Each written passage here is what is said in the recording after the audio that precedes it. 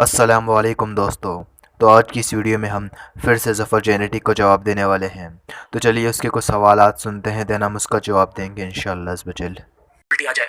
साहिह बुखारी 152। रसूल बैतुल खला यानी टॉयलेट में जाते थे तो अपने साथ एक और शख्स को ले जाते थे, बर्तन ले जाता था और नबी को तहारत करवाता था। सही अल बुखारी 152 में ये कहा गया है कि जब नबी करीम सल्लल्लाहु अलैहि वसल्लम फ्रेश होने के लिए जाते थे यानी कॉल ऑफ नेचर, तो उनके साथ एक लड़का जाया करता था उनकी बकेट पकड़ के या फिर पानी के प्याले जो बोलते तो वो काय के लिए प्राइवेट पार्ट्स को क्लीन करने के लिए होता था। तो वो साथ में ले आया करते थे और एक छोटी सी छड़ी ले आते थे साथ में। तो इस हदीस में ये थोड़ी कहा गया है कि वो शख्स जो उनके साथ चलता था वही उन्हें तहारत देता था, बल्कि ये तो कहा गया है कि उनके साथ जाता था।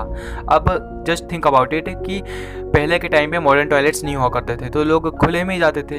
तो एक शख्स जाता था तो उसके साथ दूसरा शख्स भी जाया करता था, तो पानी की बकेट लेकर या कुछ भी इसका सामान लेकर चला करता था। लेकिन असलियत में तहारत तो खुद वो शख्स ही लेता था ना, ऐसा थोड़ी है कि दूसरा शख्स उसको तहारत देता था। और इस हदीस में ऐसा कहा भी नहीं गया, बस ये तुम अपने मन से बना रहे हो मन गढ़ंत बातें। इसके अलावा कुछ हदीसों से पता चलता है कि हमारे नबी को बच्चों के मुंह को चूमने या यूं कहें तो चूसने की आदत थी। नबी करीम के बुलाने पर हसन दौड़ता हुआ आया और उनकी गोद में कूद गया। फिर रसूल ने इनका मुंह खोला और अपनी जीभ इसके मुंह में डाल दी। मुआविया ने कहा कि मैंने नबी करीम को अली के बेटे हसन के होठों को और उसकी जबान को चूसते हुए देखा। सबसे पहले मैं तुम्हें ये बता दूं कि जो छोटे बच्चे होते हैं टंग थ्रस्ट उनके लिए एक नॉर्मल चीज़ होती है, यानी उनको प्यास ज़्यादा लगती है, उनका गला सूखा सूखा सा बहुत ज़्यादा रहता है। और अब मैं बात करता हूँ अरब कंट्रीज़ की, कि वहाँ का तो एनवायरनमेंट ही एरिड एनवायरनमेंट होता है, डेजर्ट कंट्रीज़ होती है, वाटर रिक्वायरमेंट्स बहुत ज़्यादा होती है वहाँ पर, क्योंकि डेजर्ट एरियाज़ में वाटर बहुत कम पाया जाता है। तो ऐसी सिचुएशन में जब बच्चे को टंग थ्रस्ट हो जाए, जब बच्चे को टंग थ्रस्ट हो जाए तब उसकी टंग को सकिंग करके हम उसकी प्यास को बुझा सकते हैं। तो ये बच्चे की लाइफ के लिए, बच्चे के लिए अच्छी चीज़ है। ये कोई इस हदीस का मतलब ये हरगिज़ भी नहीं है कि नबी पाक सल्लल्लाहु अलैहि वसल्लम को छोटे बच्चों की टंग सकिंग करना पसंद था, बल्कि तो बच्चों के लिए कर रहे थे कि बच्चों की वाटर रिक्वायरमेंट्स फुलफिल हो सकें, क्योंकि वहाँ पर डेजर्ट एरियाज हुआ करते थे। एक और इतनी गंदी हदीस मिलती है कि अगर मैंने इस हदीस को पढ़ दिया तो यूट्यूब मेरी वीडियो पर एज रेस्ट्रिक्शन लगा देगा। तो हदीस का डिस्क्रिप्शन मैं आपको दे देता हूँ, आप खुद पढ़ लीजिए। ओहो ज़फ़र हेरेटिक, इतना कॉन्फिडेंस। तो चलो ठीक है, हम देखते हैं कि इस हदीस को नरेट किसने किया है। इस हदीस का नरेटर हैं काबूस बिन अबी ज़ैबान। तो इनके मुतालिक मैं 7 नरेटर्स के बारे में जिक्र करूँगा। फर्स्ट अल तबरानी, सेकंड अल बायहकी, थर्ड दिया अल मक़दीसी, फोर्थ इब्न अबी अल दुनिया, fifth Tammam al Razi, sixth Khatib al Baghdadi and seventh Ibn Asakir al Dimashqi.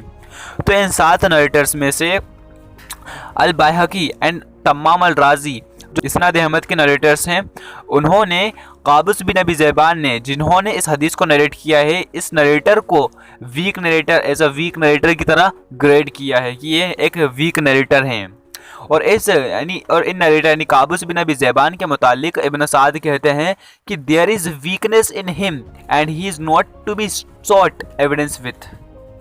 Abu Hatim इनके बारे में कहते हैं कि he is not to be sought evidence with. Al Nasai इनके बारे में कहते हैं कि he is not strong. Al Daraqutni इनके बारे में कहते हैं कि ही इज़ ज़ईफ़, वीक। तो इतने सारे नरेटर्स हैं जो फेमस नरेटर्स हैं जिन्होंने इनके बारे में यानी काबूस बिन अबी ज़ैबान जिनसे हदीस नरेट की है, इनको एक वीक नरेटर के तौर पर ग्रेड किया है। तो इनकी हदीस का तो फिर सवाल ही नहीं उठता कि हदीस सही हो। लेकिन हाँ, ये बात सही है कि नूरुद्दीन अल हायतमी ने इस हदीस को ऑथेंटिसाइड करते हुए इस हदीस का ग्रेड हसन किया है। लेकिन हमें ये बात भी तो अपने जहन में याद रखनी चाहिए ना, क्योंकि कि अल हायतमी अपनी हदीस को नरेट करने के एतबार से नरमी अख्तियार किया करते थे। उनको एक नरमी अख्तियार करने वाला रिपोर्टर कहा जाता है जो हदीस को रिपोर्ट किया करते थे। तो जिससे हदीस नरेट की गई है काबूस बिन अबी ज़ैबान से, तो वो भी एक वीक नरेटर थे। तो वो एक वीक नरेटर थे और जिन्होंने यह हदीस को रिपोर्ट की वो भी अपनी हदीस को रिपोर्ट करने के बाद से नरमी अख्तियार करते थे। तो ये इस हदीस में एक मिस्टेक हुई है, वो मिस्टेक क्या हुई है मैं आपको बताता हूँ।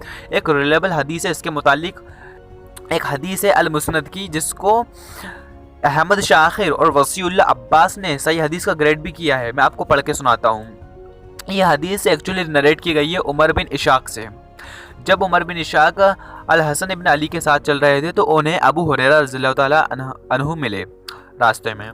तो उन्होंने अल हसन से कहा कि आप मुझे अपनी बॉडी का एक पार्ट दिखाएं, क्योंकि मैंने देखा था नबी पाक सल्लल्लाहु अलैहि वसल्लम ने आपके एक बॉडी पार्ट पर किस किया था, तो मैं भी करना चाहता हूँ।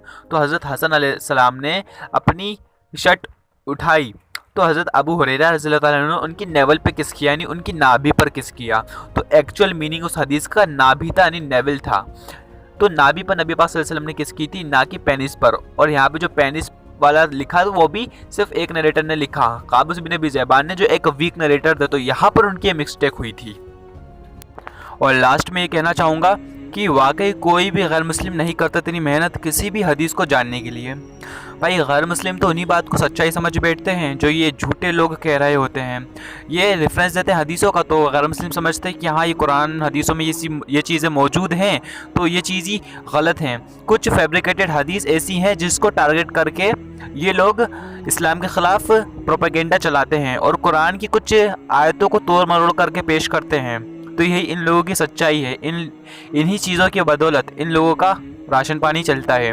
तो प्लीज़ किसी भी बात को मानने से पहले उस चीज़ को जान लें कि वो चीज़ आखिर में सही है या गलत।